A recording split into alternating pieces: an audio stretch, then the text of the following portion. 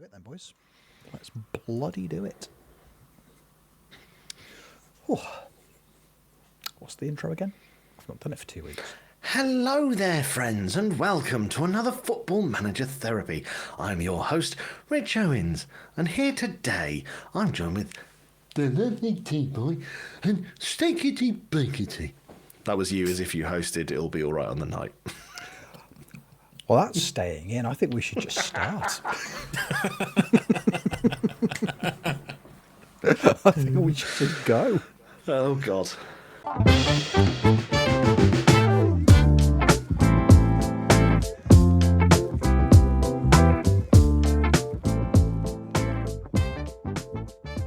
Hello there, friends, and welcome back to another episode of Football Manager Therapy. My name is Rich Owens. Joining me this evening, we have the delightful D-Boy Plays, and we have the absolutely gorgeous Steakity Bakety. Steakles, how is it, darling? What's news? I'm very good, thank you, mate. I am very, very good. Football season is over now, for me anyway, so I don't have to panic about my team getting relegated, or, you know, just generally panic about them existing. So I'm kind of relaxed now. I just sit back, relax, and watch the playoffs and things like that. And then the World Cup's coming up, so comprehensively excited as well. Lots to be excited about and look forward to. Hooray! Another season of Championship football, an international tournament, and just being dead good looking. What a time to be alive. What can I say? What can I say? What about you, Rich? How are you? I'm all right. I'm all right. It's nice to be back. I've not been here for 2 weeks. It's been nuts. A lovely episode recorded in my absence 2 weeks ago. Last week we were on international break, and it's just nice to be back. It's fun. I've missed everybody, so it's good to be recording a podcast again. Deebles, who has held down the ship in my absence, how are you, dear? Are you well? How have I held down the ship? What Well, did I because do? you did a podcast when I wasn't here. Oh, yeah. Yeah. Yeah. You big ship holder. That's me. That's what they call me. I think that's what they're saying. It's hard to hear. There's a lot of people shouting it at once. Yeah. I'm doing all right. A bit sleepy. But yeah, probably very much like Steaky. Season's over. I'm glad it's over because it was tumultuous. Goodness. These guys have not made it easy to love them. I know that much. But it's over, and I'm looking forward to you performing stand-up in my house. That's true. That's a thing. We should probably just address that very, very quickly, shouldn't we? Oh, I've got to go to Dee's house to do a stand-up gig because 5 years ago this week, I started streaming, which was very exciting. That is fun. It was my 5-year stream anniversary 2 days ago, and I celebrated it by not streaming because I was tired. So, for the people listening to this on Patreon on Monday, tonight, network save night, I'll make a slight fuss. Maybe. Who knows? But when I set up my stream 5 years ago, I thought I need some channel point redeems, that sort of thing, that sort of nonsense. Inspired by Glenn Moore, stand-up comedian, who's been on Mock the Week and all other sorts of TV programs. He did a lot of streaming during lockdown. And one of his channel point redeems were for 200,000 channel points. He would go to your choice of theme park with you for the day. And I thought, isn't that lovely? I'm also going to pick a completely unrealistic channel point goal and then just think of something stupid to go along with it. So I picked 150,000 channel points. And I said, if you accrue that many, I'll come around your house and I'll do a stand-up comedy gig. And somebody, like Deebles over here, saved up 150,000 channel points and redeemed it, so I've now got to travel to Dee's house to do a stand-up gig. And I redeemed it when I beat him in the network save as well. He really did. Been saving it for that long. I literally was saving it for either, well, if I win, haha, double sad for you, mate, because now you've got to drive 400-mile round trip. Something like that. 200 mile round trip to come and tell me some jokes. Or if I lose, well, now you've got to make me laugh. So it was happening either way. That's not part of the agreement, darling. Oh, yeah, I'm not planning on laughing at all. Good, thank you. I'd appreciate that. We have had some discussions behind the scenes on how we think this might go. And I think they're all brilliant. very, very in favour of that. Yeah. All I'm going to say is, because we're in the process of arranging times and days, but maybe keep your eye on the FMT Patreon at some point, because there might be a little bit of behind the scenes footage going up on there. We're discussing this live now in real time, but I just think it's a good idea. I think it's absolutely. Yeah, it holds us Fantastic. accountable. Yes. Yes, absolutely. It's out there now. So there we go. I'm doing stand-up at Dee's house. Steak can come if he wants to. Everyone's invited. Not everyone. Well, not everyone's invited. Not everyone. That's. No. I rescind that invitation immediately. Yeah. At most, Steak and Jeb can come. Callan could come. Kev could come. Alice is welcome. Basically, if you're an FMT member, you're allowed. That's it, really. Sorry, everyone. Yeah. Yeah. And even at that, I don't really have the space for everyone. So probably just me. Probably just me. Just you. Yeah. Yeah. The throne that he's building to sit in to watch the set is ostentatious. Oh yeah. I've had Great. knocked a wall down. Yeah. In prep. So you've knocked the wall down. I'll take the roof off, and then the house is uninhabitable. Everyone's a winner. Yeah. Perfect. And then I become homeless. There you go. There's your redeems. That's what you get. That's what you get. That's going to be the one I add to my channel. It's just 250,000 points. Become homeless. Yeah, sounds like a good one. You can just have my house, guys. Why not? Why not? Doing a live what am stream I from like? the streets. Yeah. Guys, I could really do with a donation or a sub today. Yeah, please. Please. I haven't eaten in 3 days. I'm so hungry. Shut So up. hungry. How are the football team doing? Yeah. Hydrate, and it's just special brew. Or lovely can of Kestrel. That'll sort you right out. So from throne building, potential homelessness, and channel point redeems, all of these things, in a roundabout kind of way, lads, are based around Football Manager, because that's the game that we stream that has enabled all of these things to happen. I thought what would be nice is, because we've had a week off, if we come back and we actually do something we don't do a huge amount of on the podcast all that often, talk about Football Manager. Should we give it a go? What? I know. Yeah, go on then. Fine. Sorry. Fine. All right. Go on then. I suppose that's what the If listeners we want, have isn't it? to. Is it Do what they want? though? Do they though? Do If they? they wanted that, why would they still be here? Valid. Get in the comments. Tell us what you want. Yeah. Yes. Just be can't- upfront about it. Yeah. Because we're not mind readers. Yeah, no. And You can't so have far, it. This is our remit. This is what we are capable of. Enjoy. Or don't. Not your dad. Can't make you. But this is what you're getting. It's this or nothing. And I think you'd prefer this. I hope you'd prefer this. God, if it's nothing. Oh, dearie me. Anyway, Football Manager, fellas. Football Manager. We've done a couple of these episodes before, way back in the past, where we've talked about the concept of a perfect player. We've talked perfect players before. In the past, we've talked about strikers, and we've talked about goalkeepers. But I set the two of you a little bit of homework this week. What I asked everyone to do, get their thinking caps on. And what I've asked everybody for are the 5 attributes. For the audio listeners, Dee has actually put a hat on, and Steak is doing his best. Oh, boy. Oh dear, it fell. I asked everybody to come up with the 5 attributes that they look for if they were to be creating their perfect fullback on Football Manager 26. So any 5, it could be any of the technicals, the mentals, the physicals, a combination of all 3. It could be 5 attributes from one of those columns, which would be insane. But it's all personal preference at the end of the day.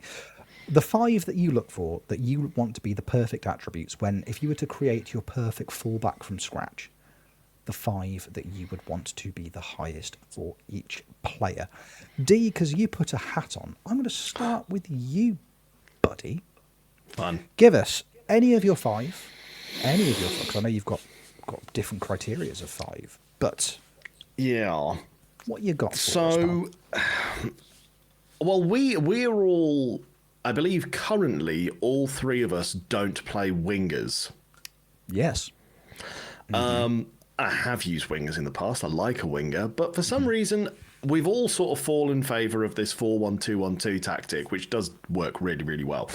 But it essentially means that you are without that left midfielder, right midfielder, left wing, right wing winger thing. So my number one priority at the moment is a fullback that can cross. So I've gone for crossing. You need someone that's going to deliver the balls into the box. Think of your Trents, arguably one of the finest right backs that's done that in recent years. Someone that just slings it into the box and can get it on the head of your big jumpy lad up top and score an absolute boatload of goals, really. So crossing, pretty high up for me. Can I shock you? Please do. It's on mine as well. I know. I did both. Wow. It's on mine. What you've touched upon there, Dee, is a very valid point early on, because I was thinking about this earlier this week, because you are right. We all play a narrow 4-1-2-1-2 or variation thereof, and I was intrigued as to how everyone was going to approach this, because to my mind, there are essentially two different types of fullback. You've got your traditional up and down the pitch, getting the crosses in, basically acting like another winger almost, or in the case of a narrow formation, doing that wide work. Or you've got the flip side of that coin, which is the Pep Guardiola / Tony Pulis. You're 6'4" and a centre back. Just over to the left a bit more, left a little bit more. Stay. That's where you go. Essentially, just 4 fullbacks. Just think Nathan Ake as a left. What are you doing, Pep? What are you doing? Craig Dawson. Yes. All of none of The these. epitome. Exactly. He's not a fullback. He's just a tall man who's just stood near the touchline. That's all he is.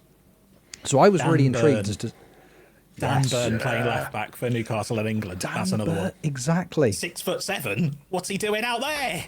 Exactly. Get in the box.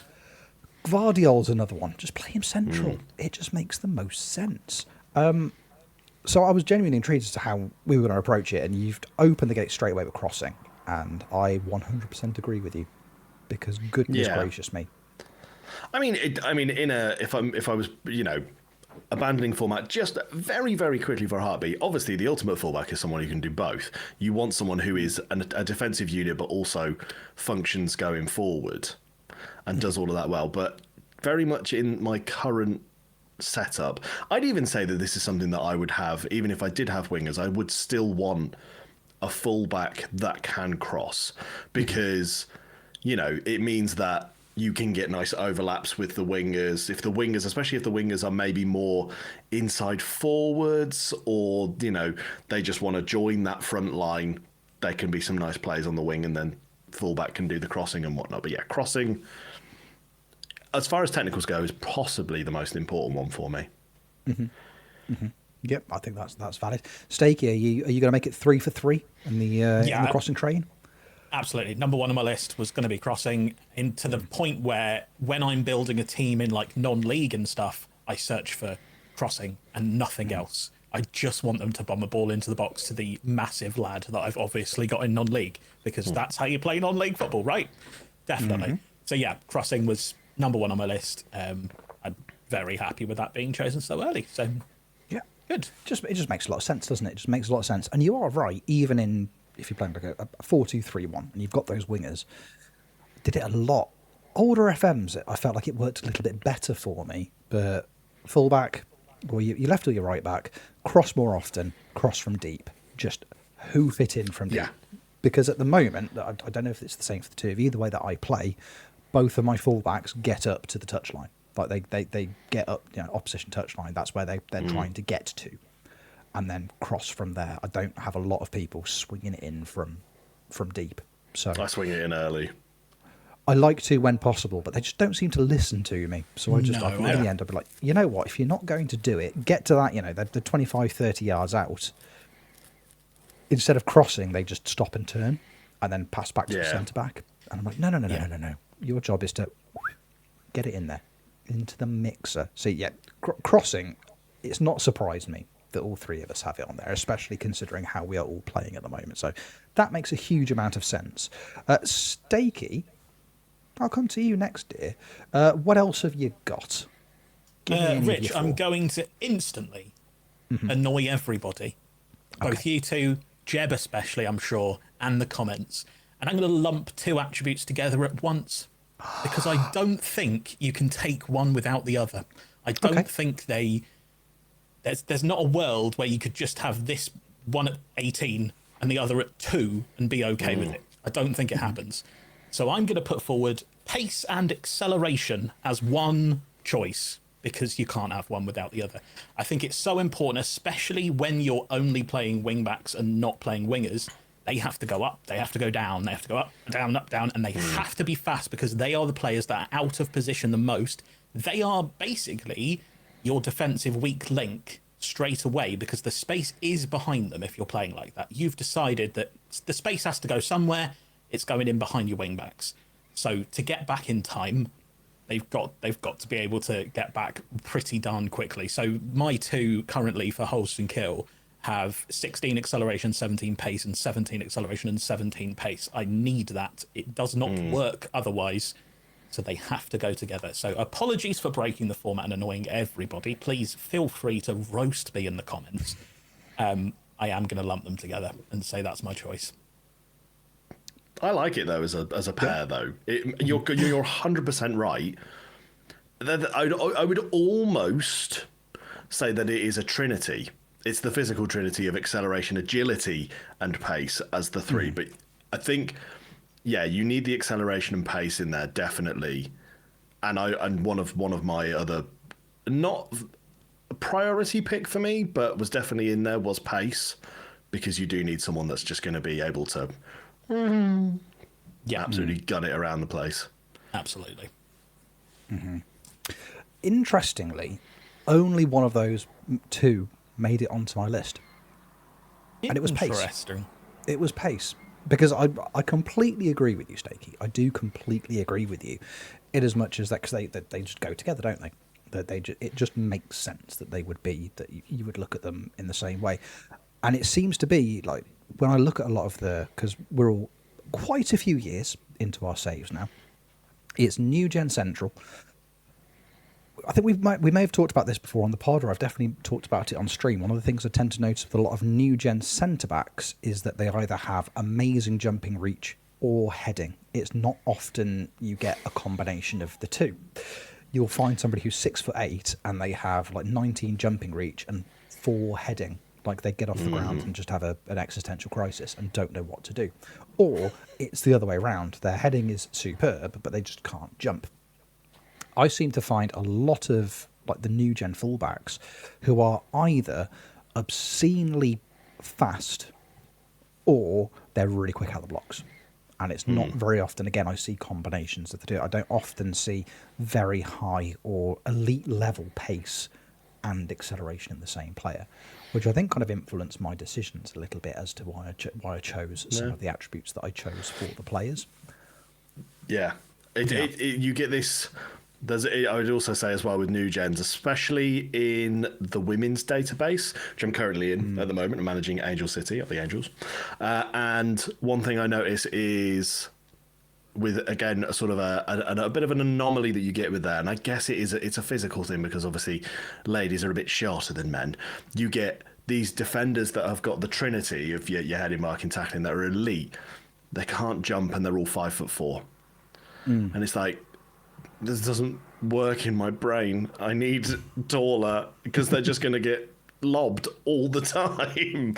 So yeah, it is. I think it's not I don't think it's locked in as a thing, but yeah, there are definitely some anomalies sometimes with your new gens, which can get a bit frustrating. Definitely. I also think that's a little bit of a flaw for Football Manager in certain senses in this particular attribute pairing, because some of the fastest footballers are often 17, 18 years old. So you would expect that when your new gens and your young players come through your youth system, the bit that's kind of done and doesn't need all the training should really be pace, acceleration, stamina, really, I suppose. Yeah. A lot of players should be having that already, especially lower down the leagues, because pace can get you a very long way. Lower down the leagues, if you're a winger or if you're a fullback, you can potentially rise up the divisions pretty quickly just because you're really, really fast.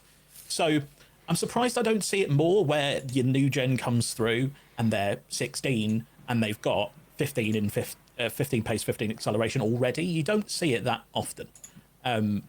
Certainly, as you say, sometimes it's 15 acceleration, 9 pace, which is frustrating. But I'd kind of expect that to be done. Yeah, you'd think so, wouldn't you? Because over the course of players' careers, they don't often get faster. It's not something that anybody particularly talks about. If anything, the legs go the older you get. So again, you would hope that if they were going to be rapid, they come through quick. You look at some of the great new gen players, or sorry, some of the great young players of older FMs. Theo Walcott always springs to mind. It's like a FM wonder kid. Really, really rough and raw around the edges in most of his attributes, but he was ridiculously quick from the get-go, and that's all you needed. Like that was because that's his shtick. That was that was Theo Walcott, especially when he was younger. He was just so lightning fast. All you needed. You never need to worry about trying to train him to improve those. He never didn't get quicker and quicker and quicker as his career went on. He was just really, really fast. Then he was just a bit slower. Then he was a bit slower. Then he was a bit slower. So, again, it's one of those things. You would hope, in terms of those physicals, yeah, if you're going to have high pace and acceleration, get them in early doors. Do the training, get the stamina up, that kind of thing. That makes sense. I've got a defensive midfield. I've got a midfielder at Everton who, when I bought him, I think his stamina was 7, maybe 8. And then through loans and through a bit of first team football for me the last couple of seasons, it's now shot up to about 13, or even last time I looked, I think it was a 13. I'm going to check now just to appease myself, because I'm not going to be able to get this 4 out of my head. It's 3. Now, that's interesting. It's up to 14 now. So it's flown up, but again, it's through consistent game time and training and asking him to do, getting him playing those roles and getting him minutes, mostly out on loan. But that makes sense to me, that the pace was always decent. I mean, he's got 16 pace and acceleration, and that was always high. But the stamina was really, really low, 2 or 3, 4 seasons ago when I bought him. And it's crept up and up and up and up through a combination of the right training, thanks to assistance, game time, and just natural development over time. The pace and the acceleration are about where they've always been, which just makes sense. He's fast, and that's fair enough. I'm not expecting him to get faster. I'm expecting him to get slower as time goes on. Mate, that makes sense. No, I love that. It's a very valid point. Sports Interactive, if you're listening, make the young players that are fast, and don't make us do it. It just doesn't make sense. Doesn't make sense. D, pace and or acceleration. Did either of those make it into your top 5? Not my top 5. Interesting. But if they're in my second rung, like I say, pace was in my second rung of things I'm interested in. I mean, physicals can sort of go without saying in a lot of instances for me, but yes, I think that you do. Stakey is right. You do need the sprinty boys. Mm-hmm. Oh, it makes a lot of sense. I'm going to throw one out there. It's in the same kind of vein, Stakey. It's in the same kind of vein. It's something that if I can get it high on a player, I'll be delighted regardless of their position. But I think especially for a fullback, because as you say, especially with the 3 of us playing the narrow formations, they're doing a lot of the up and down. As well as crossing, one of my big 3, stamina. Anybody that can run. I also have stamina. Yeah, it's all well and good having that high acceleration and pace, but if you can only maintain that for 55, 60 minutes a game, then almost what's the point? Because I've had multiple games where I'm like, do I need to substitute both fullbacks off? But if I do that, then that leaves me with 3 substitutions for other players who might also be doing a lot of running, or they might be underperforming. Knowing that you've got to bring off a minimum 1 fullback each game, because they may have the acceleration, they may have the pace, but if the stamina is too low, you're only going to get, realistically speaking, a good 60, 65 minutes out of them each game, especially playing the systems that we play. I mean, if it was, if they're part of a back four and they've got wide players in front of them who are doing those jobs, maybe it's a little bit different. If you're going down the Craig Dawson at fullback route, maybe it's not quite as important because it's unlikely they're ever going to be really crossing the halfway line. But for the way that we play, I'm looking at, so we were talking before we started recording, I've got a point of reference on screen. The most successful fullback of my save this year is Nathan Patterson, somehow. And when Nathan Patterson plays, invariably I get 90 minutes out of him, because even now, he's 32 years old in my save, and his stamina has just dipped to a 16. It's always been, I think it was 18 maybe when I took over.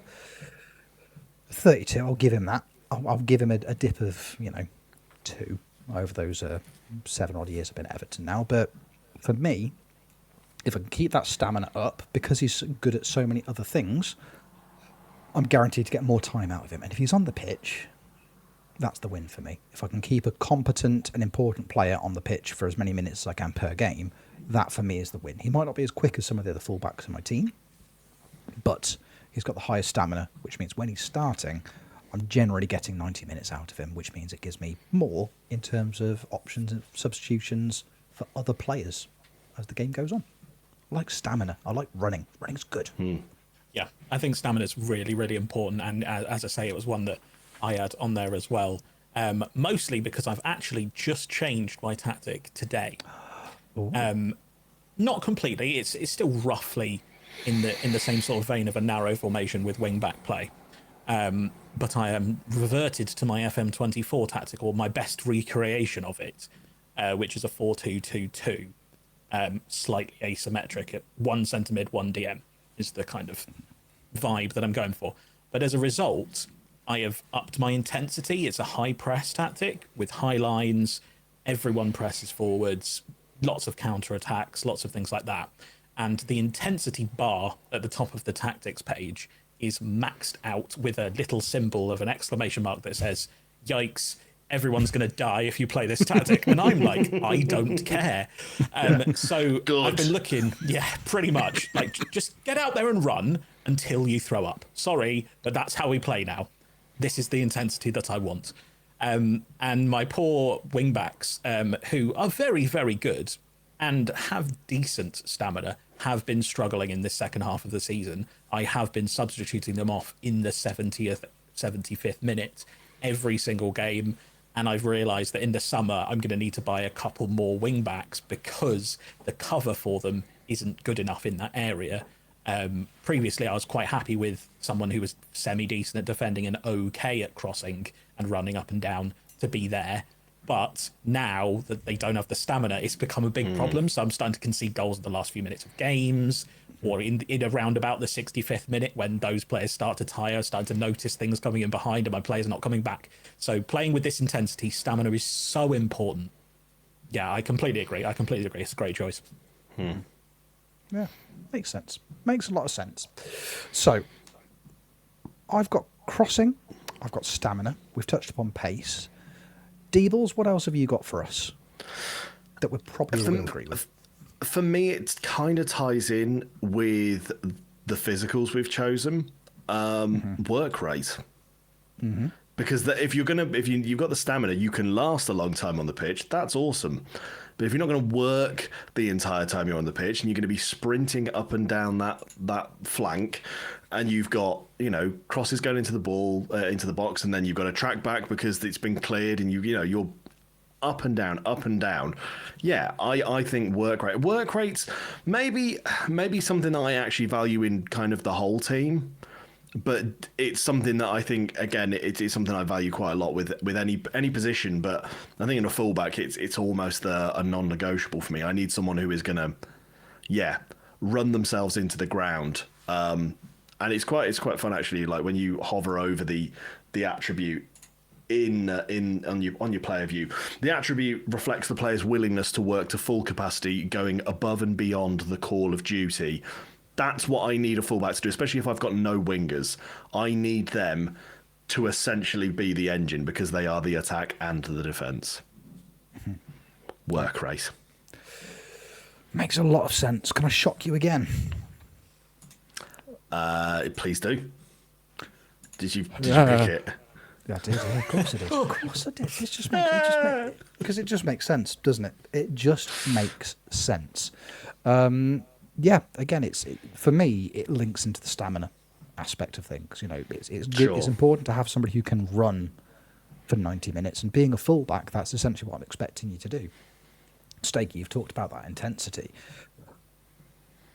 With the best will in the world, I think what I've got my fullbacks doing every single game is just a really, really horrible, high-pressure version of the bleep test, isn't it? They're just going touchline to touchline. Like, getting up It's there. essentially their job, and they've got to do it with the ball at their feet. Exactly that. They've got to do it with the ball at the feet, or chasing somebody who's taken the ball off them and has just run away from them really, really quickly. That, again, the two for me, I think very much like your acceleration and pace, Stakey, like stamina and work rate for me are two that just link together and just make sense, because it's one of those things. Sometimes higher work rate can almost override lower stamina. I find I get it a lot with lower stamina players. I've noticed it this year and in previous versions of FM as well, especially with the really older players that come in. Once the legs start to go a little bit, if the work rate is still there, they will still get themselves about a little bit more. Whereas when you've got somebody, you've got some exciting Brazilian flair player with, 6 work rate, they're just going to go missing, regardless of how fit and healthy they are as the game continues. But if you can get the two together, then again, you're just onto a winner. It just makes sense, because all I want my fullbacks to do is run, ideally cross, and despite what some people might say about FM26, occasionally stick their foot in and make a tackle, which they can do slightly, sometimes-ish, to an extent. I'm cracking the formula. I'm working out how to make everyone tackle. Oh, really? Please tell me when you do. That's all I want by the end of this year. I don't care if I achieve everything in my save. If I can make it so that players actually tackle, I've won this FM. You've won. There you go. And then Trigger press, player instructions, trigger press seems to do something more. Okay. It helps. Okay. Ish. And again, I don't know if it's...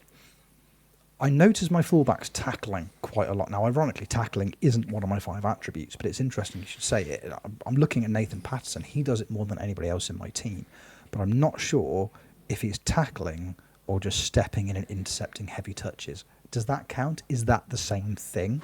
I don't know. He's not getting his foot there in the mixer, is he? He's just stepping in front of players and intercepting the ball as they're cutting down the line.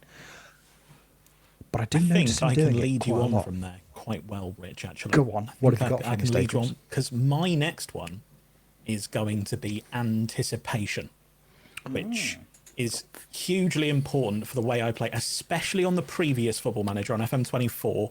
It was pretty much how most of my highlights started, was the other team would have the ball, I would revert back to a slightly sitting in a little bit more, but pressing. They would go to switch the play, and my fullback would run in, grab the ball, sprint down the wing, cross the ball, and I'd score. And I absolutely loved it when that happened, because it showed exactly what I wanted to do. I wanted to force the opponents into making a pass selection that wasn't optimal. I wanted to take the ball off them, counter-attack, and cross the ball, which we've already mentioned was very good last year in particular. But yeah, for the last three FMs, maybe, certainly while I was doing PvP on FM23, certainly, and tying in with the work rate as well, my whole team on those tournaments was always work rate players. It would always be like Max Arnold or Bruno Guimaraes or someone like that, and combined with fullbacks that would do the same thing, combined with the anticipation to lunge out, intercept that ball, and turn it to something else. And sometimes I find a little bit on FM26, they'll miss the ball and it will go over them, and then you'll end up having a little bit of an easy cross from the opposition. But most of the time, you do get a lovely interception there, and I think that's a lot to do with their anticipation. Obviously, there's a few other attributes that tie in with those as well, but anticipation is the key one, I think. And I think that's what you're kind of describing there. It's less of a tackle, more of a just getting there first, or nipping in. Mm-hmm. See, I like that because it's not it's an attribute that doesn't exist on football. There's no specific interception kind of metric. Anticipation makes the most sense because I'm thinking, especially with a lot of the modern like FIFAs and FCs, there is for a lot of players, which again, it makes sense when you look at the players. They get like players like something like Maldini has very, very high interception ratings on that game, but it's not the same as this. This is better, but there isn't a definitive, and we're better people for enjoying it. It's just the way it works. Less angry, less likely to have a heart attack in the next 2 weeks. Exactly. Just in general. Exactly. We're not. It's not impossible, but it's just less likely, and that's the important thing. That's the important. Oh God, that should be the tagline for FM27, shouldn't it? Just less likely to give you a heart attack than other sports simulation games. It would make sense. I'd buy it. I'm going to anyway. But no, it's valid. I like that description because it does make sense. It does make sense. And that's a really insight into your kind of previous PvP kind of style, I suppose, because this year it's just all about just lucky deflections, is it not? Not that you're bitter or anything at all, Rich. No, scored no, like three deflected goals against you in one game. No, it was absolutely fine. We had a really nice time playing it, and I really, really enjoyed myself. No, it was good. Me too. It was good. It was a good time. No, I like that. Anticipation's a great shout, and I love work rate as well. I think especially say fullbacks just makes a lot of sense. How many through are we? Because Stakey, you've doubled up. You doubled up on the old pace and acceleration, and we've had some crossing. What else have you got for us, Stakey? We're on our second run round, aren't we? I think we are. You doubling me. So, and I'm throwing out anticipation, and I'm going again. Oh, was anticipation one of it? Yeah, that was my submission was yes, no, anticipation. of course, you did a wonderful segue, and then I just started rambling, and now here we are. The podcast formula in action. It's just what I do. All right, then. Fine. Shall I have a go then? Yeah. Go on then. All right. Please do. Fine. I'll have a little go. Shockingly similar, I think, to anticipation. Now, I'd be surprised if anybody else has got. If you've chosen one of these, I'd be surprised if you had gone for both. And I suppose when it comes to these attributes, I think it's kind of, if they're both great, but it can also be a bit of a one or the other. Concentration is the really, really big one for me, for the fullbacks. Anticipation is important, but concentration, again, to go from the literal Football Manager definition, this attribute reflects the player's mental focus and attention to detail on an event-by-event basis. And the reason I think it's very important is because I play with, essentially it's just two wing-backs, isn't it? And because they're often quite high up the pitch,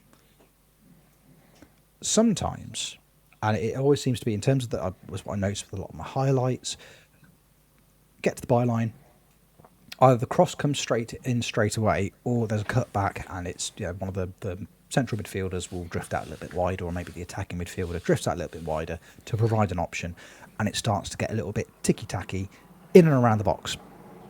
On the one hand, I want the fullback to stay up there to be an outlet, to be an option. But again, sometimes in those situations, you lose possession of the ball on the edge of the opposition area, and they're just looking to get bodies forward quickly. I want a fullback who can react to that fast. So they're already started. They're already got, this could be happening. They're started the midfielder moving up. Maybe the attacking midfielder's moving up a little bit higher as an outlet. I want somebody who's there and ready and reading the game and concentrating to the fullest to know that not to take their eye off the ball. There could be a bit, the way that I've got my Everton team set up. There could be, 4, 5, 6 passes, edge of the area, top of the box, moving the ball around. It's easy to just go back to me. Anytime, no, it's gone. No. Oh, they're off. And then you're a man behind, and then they're going to score on the counter. I want somebody who's full concentration on the game, reading it, so they're ready to just, on their bike, back down to our half, as and when is necessary. Not necessarily when they get tackled, they get dispossessed. When it's happening centrally, I still want them ready to just dash straight back and try and pick apart the counter as it's happening. That, for me, is how I concede a lot of goals. And I'm looking at a lot of my fullbacks now. Some of them don't quite have the concentration of, like I say, Nathan Patterson's 32 years old at this point. At this stage in his career, the mentals are as good as they're ever going to be. He's got 16.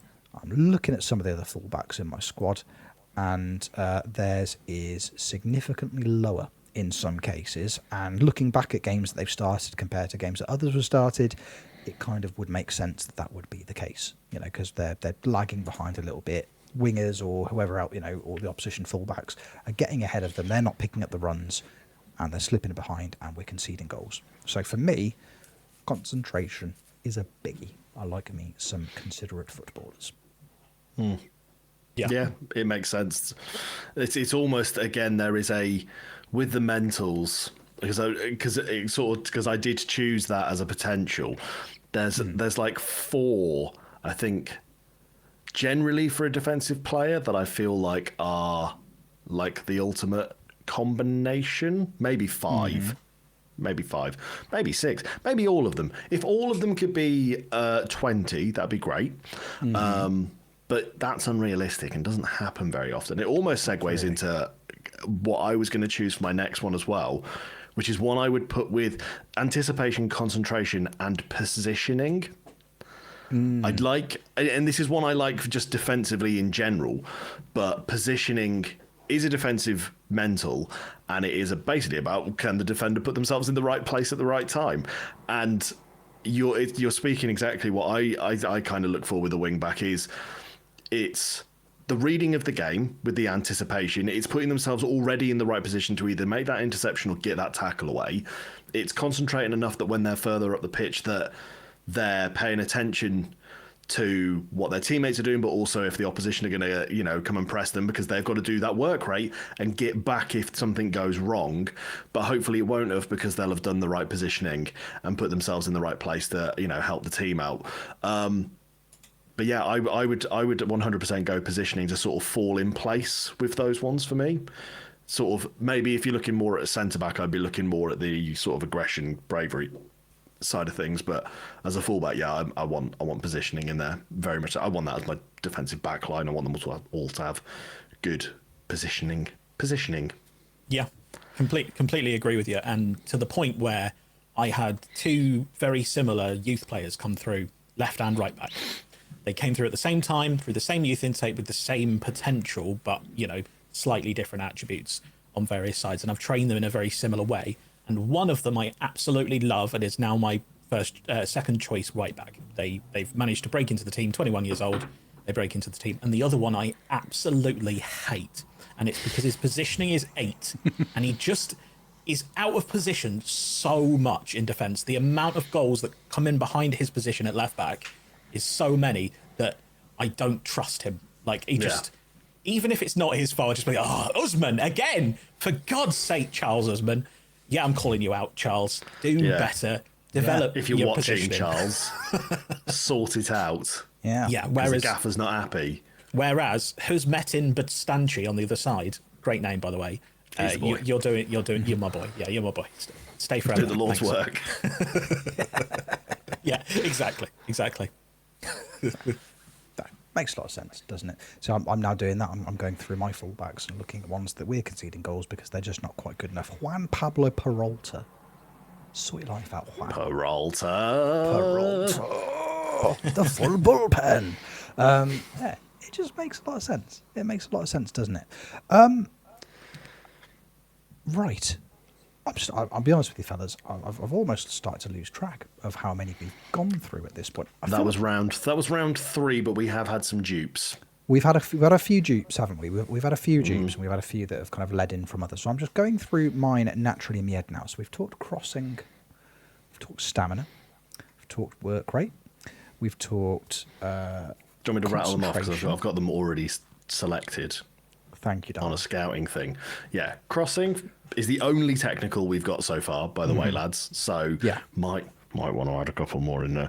Mentals, we've got anticipation, concentration, positioning, and work rate. And then the physicals, it's acceleration, pace, and stamina. Well, I'm going to let you take the floor on this one, because if you want to chuck a few technicals in there, Deebles, I'd be very interested to hear them, because I don't have any. Have you other got any other technicals. Stakey? Have you got any techies? I do. My next one would be a technical, so I can throw you a technical. After you.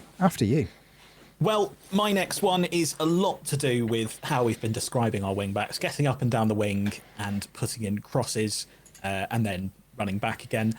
Importantly, when they're on the ball, they need to be able to keep the ball, and especially in FM26, where they've added these new lovely animations to take players on. Dribbling! Yes! Surprised it didn't come up earlier, to be honest, because... It was literally the other technical that was, like, super important to me. Crossing and dribbling. Going to be honest, if you're a wing-back and you can't tackle, I'm not that bothered.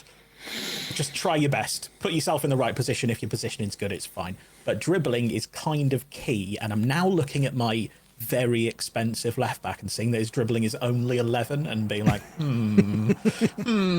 Someone's getting sold. Yeah, I mean, £50 million price tag. Anyone want in? He is wanted by about 1,000 clubs. So maybe we will be seeing some transfers from Holston-Kiel. But yes, dribbling is definitely my next one on the list because, as I say, especially in FM26, it's become really quite important. I think you could kind of get away with it last year if you had like a 10 or an 11. You could kind of wander through every now and again, and if you put the early crossing on, it didn't really matter because you can put the ball in early, or they can turn around and pass it back. But this year, you want them to take those players on, especially Rich, for your tactic. If you'd get into the byline, dribbling past those players, doing a few nutmegs, you've got to get those players in there, and that's the guy you want to be able to dribble. Dribbling. Interesting. I mean, D, you were nodding along quite vigorously because I'm assuming you agree. Or yes. He's being stung by a wasp. Maybe either or. You know, perhaps. Possibly Maybe I have been. I've been stung by the FM bug. That's what I've been stung by. Yeah, I'm sick of it now. And it's one of the side effects. But yeah, no, Stakey's 100% right. Dribbling is, it's almost because so I guess in our format, we need someone that is not only a defender but is also a winger. It's this, but again, it's something that if I was rocking a 4-3-3 or something that had the wingers, I'd still want them to be able to do it. It wouldn't be as high up a priority if I had wingers, but again, we're all wingerless at the moment. They've got to be able to, when they've been given the ball, make that run, be successful in getting it to that position you want them to cross it from, and then whip it in, or as you say, Rich, that you see a lot with your Everton side, play it into the nearest player in the middle of the pitch and can create a bit of space for themselves. But it's super, super important getting someone that can just not lose the ball. That's something that's something that's fun to deal with in FM, players just losing the ball. So yeah, if they can not do that, that would be great. Not dribble out for a throw in as well. That's very much. A lot of my team talks are very much like the boss from Office Space. Yeah, if they could just not do that, that would be great. That's essentially how I feel about things. Bill Nyberg. Cheers. Love that. Yeah. Now, I'm going to, for the first time this evening, I'm going to disagree with you both just a smidgen. I know, and it's not who I am as a person. I'm normally a very agreeable man. But this is the first one where I'm gonna argue the toss that it might not be as important as the two of you are making out. It is. My argument is thus. My argument is for this is thus. So traditionally speaking, us three as the prime examples, we are using the wide players. We're using our fullbacks to get down the pitch and attack. The person trying to stop us, more often than not, will be the opposition fullback. It's a good old-fashioned fullback off. Now, traditionally, I've looked through my many wing-backs in my squad at the moment, and of my many wing-backs, the one I've found with the highest dribbling is one of my new gens, Edoardo Durante, the Italian fullback.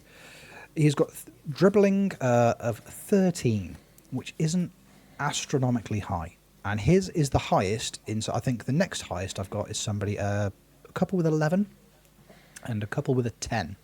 Now, the players that they are coming up against, if we're looking at ball winning ability, measuring your metrics like tackling, for example, it's never astronomically high, especially on your fullbacks. There aren't many fullbacks in the game, with the exception of the likes of your Wan-Bissakas, who, when it comes to pure ball winning ability, there aren't any who is ever that high. So while I'm not arguing that dribbling wouldn't be a useful attribute, it's not one of my essentials, because more often than not, the players that you are coming up against, they, in a one-on-one situation, it's pretty much 50-50. Because, it's not like you're coming up against, the great tacklers, Wan-Bissaka and Maldini in the same sentence feels really, really weird. But like, Aaron Wan-Bissaka is a really good ball winning fullback, and I love him for it. But like I say, it's a lot more of a 50-50, like compared to like a centre back who's got like that perfect trifecta of technical defensive attributes, like the tackling, the marking, the heading, the three that always spring to mind for me. If you're running at somebody who's got really, really good tackling, really, really good marking, they've also got the bonus of the good anticipation, that kind of thing. They're just going to have the ball off you, and that's going to be that. Fullbacks don't have that, especially in FM26. There aren't many that do. So if your dribbling isn't quite top tier, I don't think it's going to hinder you in the same way that it might be if you're an attacking midfielder who's running at centre-backs, for example. I think you've got a much more 50-50, even shot at beating the man, because you're both going to have comparatively lower... You've got lower dribbling, but you're running up against somebody who might have lower tackling. So you might have more of a chance. So that's why, for me, it's not quite as essential. I hear what you're saying. You don't have to agree with it. I don't. We clearly don't, because we both chose Fantastic. dribbling. But we hear what you're saying. Yeah. And I do get it. I would be willing to concede that you probably don't need a 17 in dribbling for your wing back. I'm quite happy with a 14 or a 13, maybe. On double digits minimum. Yes. Yeah, I think absolutely minimum. Especially if you're playing in the Prem. Nearing that upper echelon, because you'd still like them to not lose the ball and be able to run with it. Like, you don't want them to, go, cool, you're charging forward, sick, and they start sprinting, and then they realise they've actually left the ball behind them in defence. You do need them to remember to take it with them. Sure. And if you kind of leave it up to chance with, I'll beat most wing-backs in the league, there are going to be games where your wing-back is rubbish and cannot get past the very good wing-back on the other side. So I would rather lean towards someone that can beat most people rather than 50-50 ranking. Yes. Good stake. Yes. That's fair. That is fair. Why leave it up to chance, Rich, when you can break the game? Why leave it up to a roll of the dice? Okay, which is valid. I'm now looking at Rennis Johnny, who is my backup left wing back, with his quite sensational 16 dribbling for big Rennis. Oh. Not a single assist all season so far. What's his crossing, though? 12. There's a problem there. Got to get those numbers up, buddy. 16 dribbling, 12 crossing, 13 vision, 14 passing. Not awful. Not awful. Not a whiff of assist for the boy. Not a whiff. No. Well, that kind of proves you. Go on then, Rich. What would you have instead? Go on then. What's more important than dribbling? Yeah? Yeah? Go on. Well, Throw your one out here. Go on. Chuck one out for you. You've upset the twins now. Whatever it is, we're going to hate it. Yeah. Regardless, I'm going to think of a reason why you don't need it. You're going to tap dance on my ideas. Can't wait. The other one that I've gone for, so again, I've got stamina, I've got crossing, I've got concentration, I've got work rate. The other biggie for me, and if you can find fault in this, then fine. But the other biggie for me is another one of the mentals. And again, it just links really, really nicely into the concentration and the work rate. It's the it's positioning. Wrong. I already picked positioning. Yeah. Oh, yeah. Of course you did. Fine. I'll pick something else then. What about? See, we've had all the ones that make the most sense, haven't we? You've got to argue some fun ones now. You know what? Let's just for the sake of it, let's chuck aggression in there. Let's chuck aggression in on a fullback. Oh, let's throw it in there. Get it in the mixer. Part of me is gonna agree with you actually, because one of my favourite left backs that the Albion have ever had is Paul Robinson, and his role was basically he's either tackling you or you're dying. It's no in between. He would if you're running at him, he's either winning the ball and that's the end of your attack, or yellow card Paul Robinson because you have no shins anymore. Basically, yes. I mean, again, I'm looking at the. I'm reading the official FM explanation of the aggression attribute at the moment. And I feel like something needs to be added in here because I don't necessarily agree with all of it. It says this attribute does not necessarily reflect a player's dirtiness, at which point I would interject with a wink to camera. Sure it doesn't. But their willingness to get stuck in, perhaps at the expense of giving away a foul, which is counteracting the first half of that sentence. It's a complete contradiction of the first bit. It's brilliant. Just give me a horrible little man, especially on that. I love it in a defensive midfielder. I absolutely love it in a defensive midfielder. You know, the likes of your Gattusos, for example, or you know, you've mentioned Paul Robinson, just absolute wrecking balls. But give me that on the flank as well. Nothing quite like highlights of some flair player gibbling down the wing, and then all of a sudden, out of nowhere, somebody just sweeps in and just clatters them, ball and all. They're in the advertising hoardings. The other person's got up and he's just like spat on them. Hypothetically. Yeah. Don't actually spit on people in football, but just hypothetically just spat on. And The metaphorical El gob. Hadj Diouf. Yes. Never go the full Diouf. Never go the full Diouf. No. It's all up here. Yeah. Whoever the thinking man's El Hadj Diouf is. That's a new sentence. That's definitely a new sentence. Nobody's ever said who is the thinking man's El Hadj Diouf before. But whoever it is, just Comments. Comment section, get it in there. Who is the thinking man's El Hadj Diouf? You've activated some Russian sleeper agents with that phrase, definitely. I really hope so. I really hope so. Oh, honestly. Of any big assassinations in the news. Yeah. It's Rich's exactly. fault. Exactly. It only lasts a small amount. Yeah, if you're a regular listener of this podcast, and then like in a couple of days' time, you just find yourself like on a roof somewhere, just assembling a sniper rifle, going, "Oh, how did I get here?" That's how. That's how. And if that's you, Soz. let us know. There you go. Who doesn't like a bit of aggression, lads? There you go. I'll chuck a silly one in there for the sake of sillies. Go on, who doesn't like a bit of an aggressive fullback? I know I do. He's either crossing or he's cross. It's one or the other. That's lovely. Yes. That's lovely stuff. Yeah. Lovely. Go on then, fellas. What else have you got for me that I can? I promise to be significantly more agreeable for the remainder of the podcast. Well, I don't know about you, Stakey. I mean, I've got a handful of things that I'd like them to have. The only other one for me would probably be tackling. And I know it's not necessarily, like you say, it's not. You probably want that more on your centrals, but I still want them to be able to do defensive duties.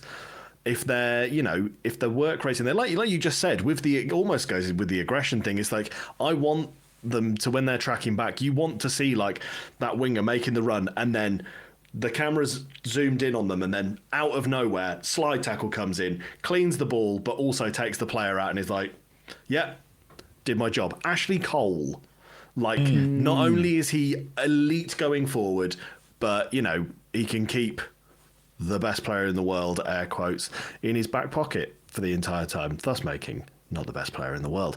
But yeah, I would, I'd go tackling. Just crunching sods. Mm-hmm. Yeah, you can't deny that a defender needs tackling, right? It's important. I wouldn't necessarily say you don't need it to be 16 most of the time. It'd be nice. It'd be great. Yeah.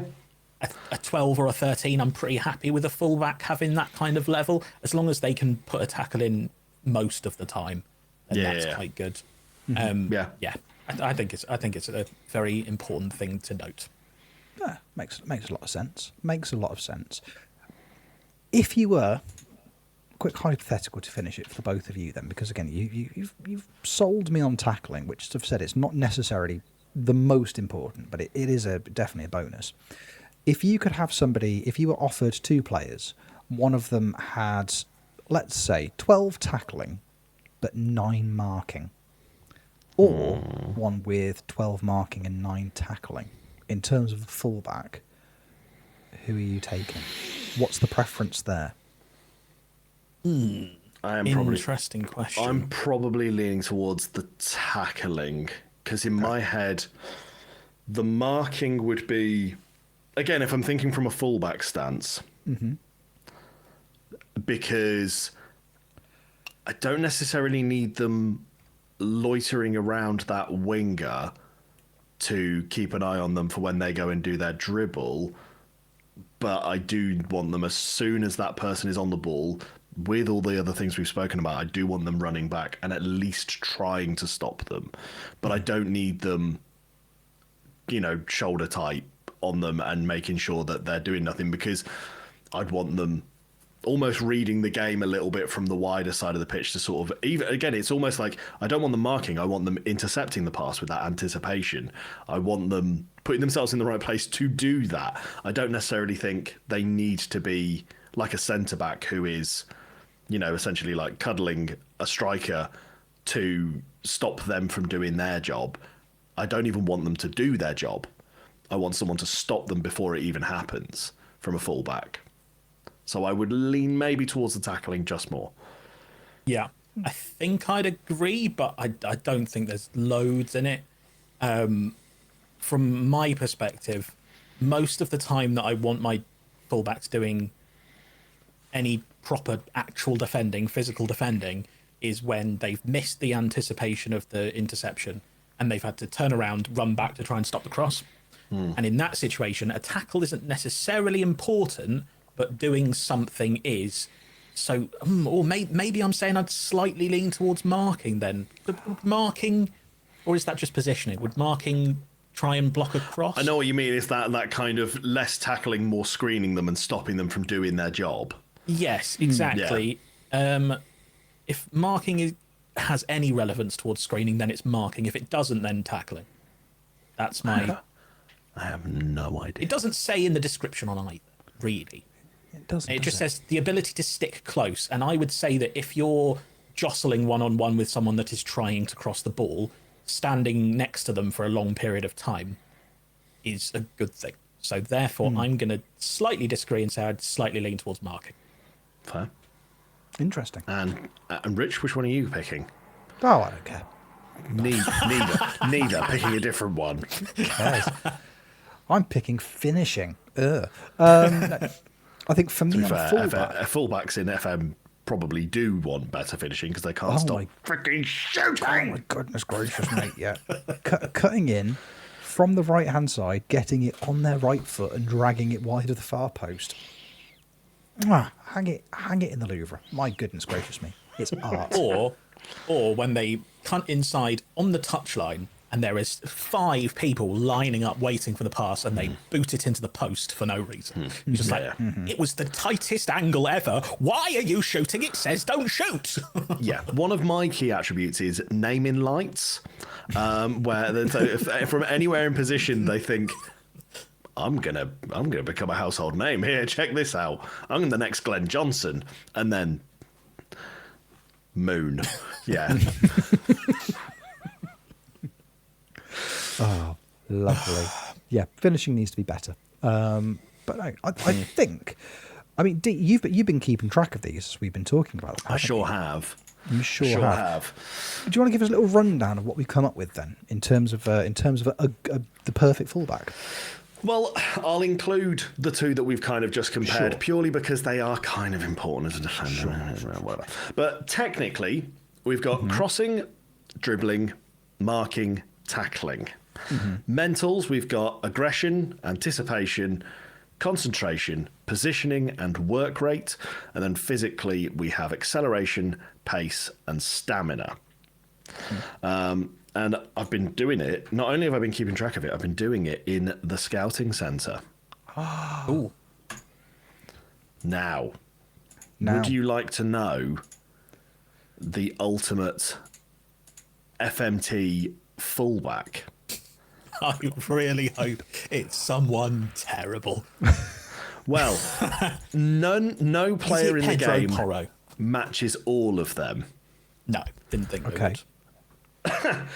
You're not going to believe this, lads, who is the ultimate fullback for us in FM. It's a name we all know, okay? This is on the men's database as well. I should probably check on the women's as well. But in the men's database, it's everyone's favourite Angolan, Clinton Mata. Right. Big Clint. Makes sense. It makes nothing but sense. Of course it is. Of course it's Clinton Matter. Obviously. Yeah. So I don't quite know what's gone wrong there. But, I mean, if I set them all at 13, because nothing was coming up with 14s and 15s, wing backs that we've got in there, Akraf Hakimi is a very, very solid choice. A lot of left backs. Danny Carvajal also there for the right backs, but left backs you've got the likes of Luke Shaw, Milos Kerkez. You've got Clement Akpa, who plays for Auxerre. Adrian Truffert, Melvin Bard from Nice. So there's definitely a good selection of players in there that pretty much kind of fit the mold. If we're going off value, Luke Shaw and Akraf Hakimi are our dream fullbacks. How do you feel about that? Well, I mean, the numbers don't lie, do they? The numbers don't lie. Numbers don't lie. Neither do hips. If you're Shaqiri, especially if you're Shakira. Yeah. There we go. So, I mean, of that list, if we then had to pick one fullback to represent the podcast.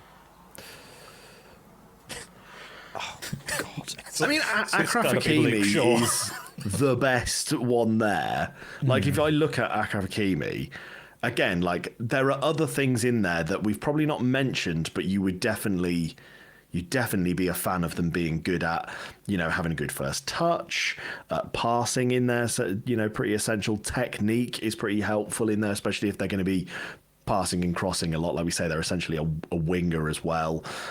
Decisions is something we didn't mention, which is considered important for a wing back. Teamwork I think is just an essential for every team. And then the likes of balance and agility are two physicals that we didn't include. But yeah, I would say Akraf Hakimi is the ultimate. I did look actually beforehand at someone like Reece James. And Reece James actually lacks with a couple of things that you contended, actually, Rich. Things like dribbling. He's not particularly great at dribbling. Marking, he's not. I mean, I say he's not great at. He's double digits for everything. His weakest attribute is long throws. But yeah, his markings are 13, but he's got a lot of things like good composure, good teamwork, good work rate. His strength is up there, which is something we maybe didn't touch on. But yeah, Akraf Hakimi apparently. I don't love it, but sure. Whatever the case is. Well, then let me ask you this then, chaps. Who is your ideal fullback? Who is your favourite fullback IRL? Who is someone that you think is the archetype of the ultimate? My first thought was Herman Hreiderson. Yes. Relegated with Herman. 5 Premier League teams. He's just a tall man that liked to drink. It's Herman Hreiderson. One of us. Yeah. There you go. Enjoys a bevy. Gets relegated a lot. It makes sense, doesn't it? It does make sense. I mean, yeah. I really like. Now, again, he's one of those. I really like him as a right back. Llorente, Atletico Madrid. Yeah, because I think that's a nice choice. I think he encapsulates a lot of what we've just talked about in terms of he's got the physicals. Technically, he's a very, very solid footballer, and I think mentally he always impresses. And I don't get me. I don't watch a huge amount of La Liga, and I'll check out some Atletico games when they're in the Champions League. But I've always enjoyed Llorente. I think he's one of those modern players that can play in multiple positions very, very well. And a big part of that for me comes down to, again, the fact that he'll run for 90 minutes for you. Somebody like him as like a Valverde as well. Again, they've just got they can slot really nicely in as a right back, but they can also play centrally really, really, really well. And again, you get 90 minutes out of them every week because they will just run and run and run and run. I mean, all these players that, are really, really good centrally and can also do it as a fullback, they're just copying Michael Essien, aren't they? Really, when we stop and think about it. And they're Pretty right much. because Michael Essien's great. Actually, I changed my answer. The best fullback of all time is Michael Essien. There we go. Nailed it. Yeah, sounds about right, to be honest. Have that. I was going to say the player that I enjoy watching the most currently and see the most because I watched the Premier League most of all. I'm quite enjoying Nico O'Reilly. Just watching him this season, been really, really fun to watch. Not afraid to take a player on. He's very good at putting his body in the right position to win the ball or mark a player or stop them crossing the ball. And he can also go up and score or assist a goal as well. So I very much enjoy Nico O'Reilly. I think he will end up being one of the best in the world once he's kind of completed himself, really. Because what is he, 19 or 20 at the moment? So yeah, he's got a long way to go still. But that's the player I enjoy the most currently in the modern game. Back in the day, though, players like Philip Lahm is a player that comes to mind for someone that I would enjoy watching as just an absolute baller, wasn't he? Really, like one of the best defenders ever of any position in defence, yet let alone specifically on the wing-back positions. But yeah, Lahm, unbelievable. I'm going to throw him out there just because of my age. And again, nostalgia. Roberto Carlos. God, I love Roberto Carlos. Disgusting. Yeah. One of the best, if not. Very different moulds of player, I would say, that we've all suggested. None of them really match, which I suppose kind of fits with what we've said. We've picked these attributes out. No player in the database really had everything we wanted. Yeah. To the point where we had to reduce it to attributes that we maybe wouldn't be okay with in our teams. But there's a lot of players that we think about when we make these players. And I think that kind of sums up what we've kind of talked about today, I reckon. Yeah, I like that. We threw some numbers into the mix, and Clinton Matter came out the other end. Yeah, I was going to say it's just in terms of the women's database as well, just for for balance and having a bit of a look-ski. Lucy Bronze, please be Lucy Bronze. I love Lucy Bronze. What sadly, no Lucy Bronze on this list. Alex Greenwood is on the list. If we're talking your international England ladies, but Ona Battle plays for Barcelona. Yeah. She's pretty high up there. Emily Fox apparently is a very, very good right back, and she actually, to be fair, she does look pretty incredible. And then Verena Hanshaw, Selma Bakker plays for Lyon. Jesus Christ, those attributes are outrageous. Yeah. The Lyon team's pretty good. It's pretty stacked. The correct answer, though, was, of course, Matt Berry is the best left back. Good. That's a callback to an episode about 20 episodes ago. Great shout. Oh, fantastic. Lovely stuff. Lads, we've got a few other bits of business, but for the most part, that feels very podcasty to me. I don't know how the two of you feel. Yeah, I think we have achieved podcast. I think we set out to record a podcast, and by God, we've done it, and nobody can take it away from us. Absolutely. Before we do start to wrap up, though, I can't help but notice, fellas, that it's a new month, and with a new month comes a new challenge. Would either of you like to elaborate on this month's FMT Discord challenge? Well, I believe this was a Stakey creation. This one's one of yours, but it's from May. Lovely. Let's have it. It was indeed. So, May's challenge is called Mr. Monopoly.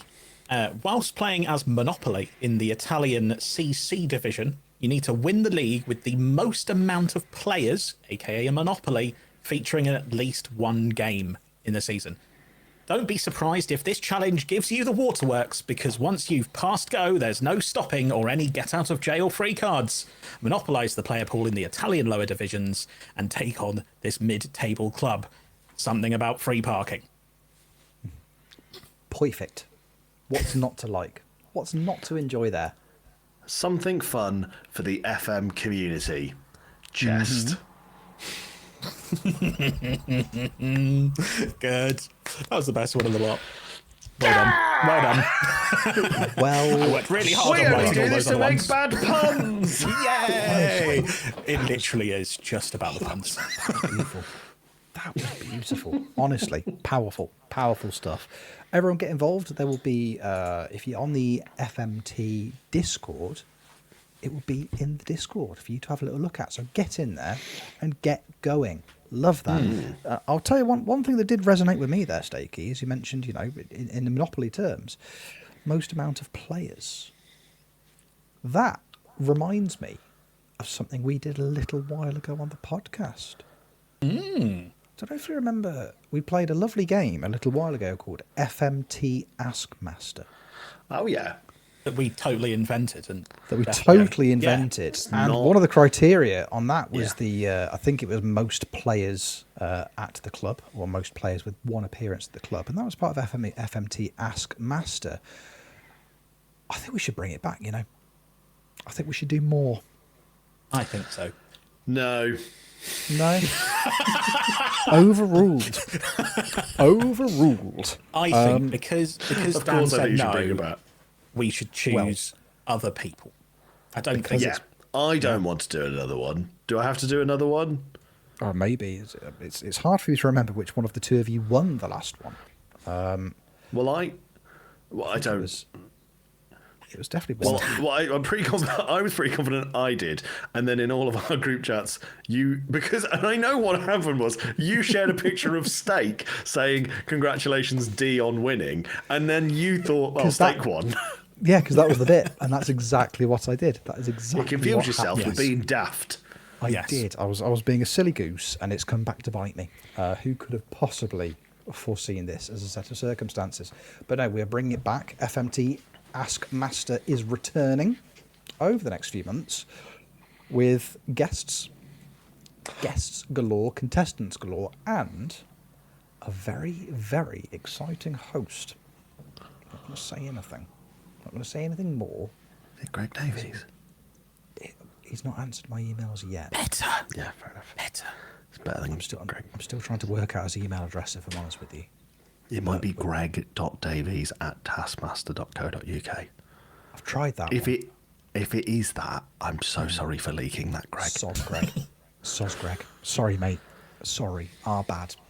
Bad. But that's coming back soon, so that's cool. So Nice. FMT Discord challenge and FMT Ask Master is returning. My goodness gracious me! What an exciting time to be alive. That's very, very cool. Hell yeah.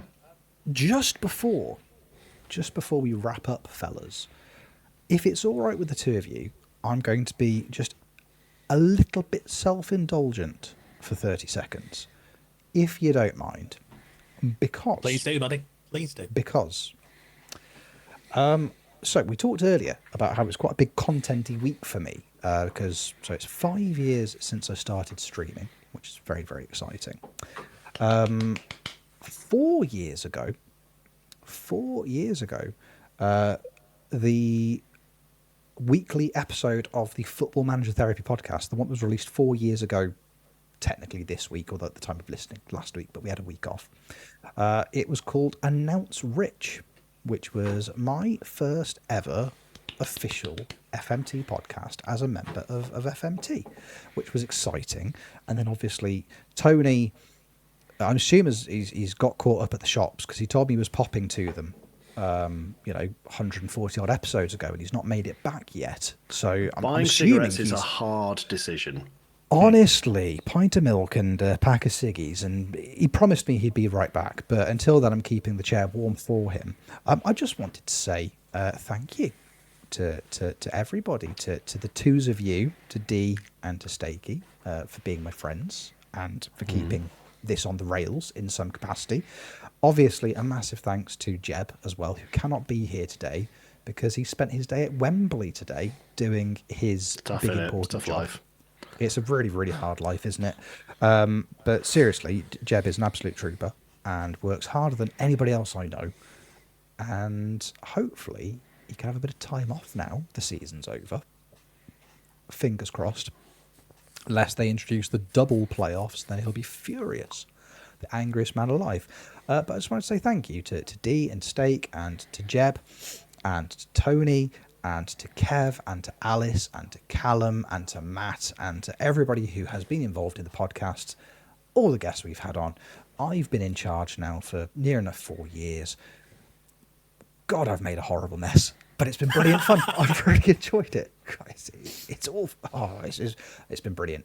So thank you to all of you, to the whole FM team, past and present, and to you, the audience, because without you, we'd just be some friends having a chat on a Sunday night, which would be equally as fun. But it's nice getting to share that experience with you. So yeah, I've been here for 4 years now, and here's to the next sum. It's just a non-committal amount, isn't it? Yeah. 0 hours really is what it is. Yeah. It's a 0-hour podcasting contract, and I'm delighted to have it because there's just no additional pressure, is there? It's been brilliant. But thank you, everybody. It's been 4 lovely years, and cheers. I think I speak for everyone, Rich, when I want to say thank you on behalf of everyone you've just thanked to you, because you've been fantastic. You took the baton of hosting and you've run with it. I think we've turned out some of the best podcasting that we've done with FMT. I think it's been fantastic, certainly in the FM space. We do some really good podcasting sometimes, and we also do some fantastic tangents, and that is all down to you, Rich. You are fantastic and our wonderful host, and we love you dearly. So well done, and congratulations on 4 years. Yeah. All right. Fine. Thanks. Cheers. Middle-aged man receives compliment.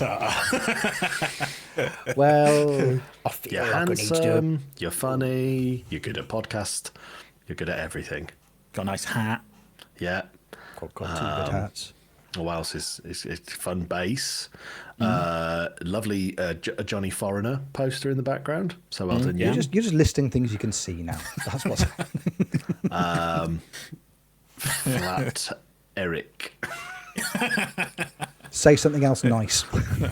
It's a lovely palm. Oh, he's got me there. He's got good hands, he's absolutely Very good trousers hands. down there. Well, Sounds a bit funny. thanks for that, fellas. I feel like I need to do an accent to hide the vulnerability. So there we go. Lovely. Can't have an honest This appeal is moment. signing off the pod. It's all got a bit weird, hasn't it? Right. Like Ray good. Winston. Good. I've got it's the full Ray Winston. I'm going to be a massive floating CGI head encouraging you to gamble. Responsible, Yeah, good. Oh, in pod betting. How long before the next tangent? They've suspended it. They won't even take the bet. It's now. Stakey, before we start to wrap things up, if people want to find you doing things online, where can they find you, buddy? The best way to find me and hear me doing things online is to go and follow and subscribe and watch D-Boy Plays, Rich Owens FM, and Jebbaroo, because we do network save on a Monday night, most weeks if we can, and it's fantastic and lovely time by all. That is where you will find me most of all, and probably listening to Dan's latest track, Jetlag, as well. So you should check those out, because that's more likely to bring you pleasure than following me on Twitter, where I rant about politics. Both are good. All of those things are great. Well, But you do lead us on very nicely to D in the corner, old Jimmy Jetlag. Look, 10 songs in. Old Jimmy Jetlag, 10 songs Jimmy in. We had a Jetlags. 10th birthday party last night on stream, which is good. It's a lot of fun. Yeah, it's great. We had party poppers, had a football cake. We didn't get the sports hall. That was it was double booked, well. but you can't have it all. But yeah, 10 songs in, Jetlag. It's fun. Good. I like it. It's really good. Exciting. It's a good track. I like it. Yeah. As if you want to watch me on Twitch, it's D-Boy Plays. But you don't have to. I don't have to, but I do want to. That's valid. What if I wanted to look at your face, Rich, for an undisclosed amount of time on the internet? Where would I need to go? Yeah. Maybe. Always good to have wonderful dead air on a podcast. /Rich Owens FM. I'm there with the two of you and our friend Jeb, having a good yes. time. And here's fun.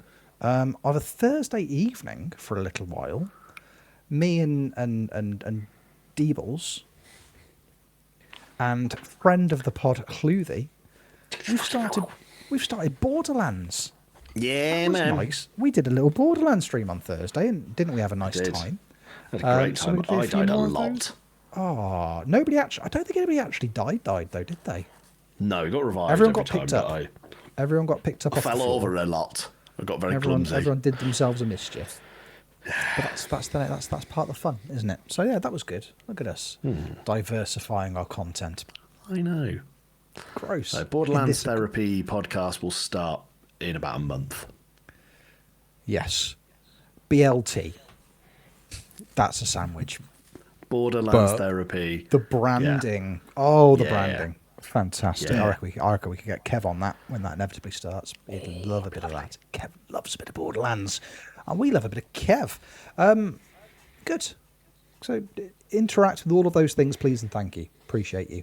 That, fellas, feels very much to me like an episode of the podcast. So I'd like to thank the two of you for hanging out with me this evening. And I'd also like to thank you. Yes, you, the audience, the people listening to this, because without you, as we say, it's just some pals having a chat on a Sunday night, which is brilliant. But it's nice to be able to share that experience with you. So thank you for hanging out, for watching, for listening. However you are consuming this podcast, we appreciate you hugely. We will see you on the next episode of Football Manager Therapy. But until then, take care. Love you lots. D shout bye. Bye! Lovely. Lovely, lovely, lovely. Hey everybody, it's me, Cupby. I can't do it. I'm sorry. I tried for a little while. Hey, you know Cupburger. It's a mutual aid fund created by us for us to take care of our needs. Folks have been applying for grants, getting paid out. Folks have been donating, giving us money every month. We're so grateful. This has been really cool work, and we've met a lot of need already. However, there are some projects that we've been wanting to address that are above our monthly cap allowance. So we've created special projects, and we're launching special projects. If you have a need that is more than our monthly allowance, get in touch. Admins will get in touch with you. We can help you set up a GoFundMe, and Cupburger will be paying out up to 50%. So these are just burgers that look like, anyway, don't get distracted. Up to 50% of our income every month will be paid out to special projects who we have partnered with until those projects' needs are met. Meaning, you may see new chat commands in chat that tell you to go direct to a GoFundMe if you want to give someone money. That's because they're a Cupburger partner, and Cupburger is working with them to fulfill their crowdsourcing needs. Special projects, now a part of Cupburger. Give money. Apply. Cupburger. Have a great day. Bye.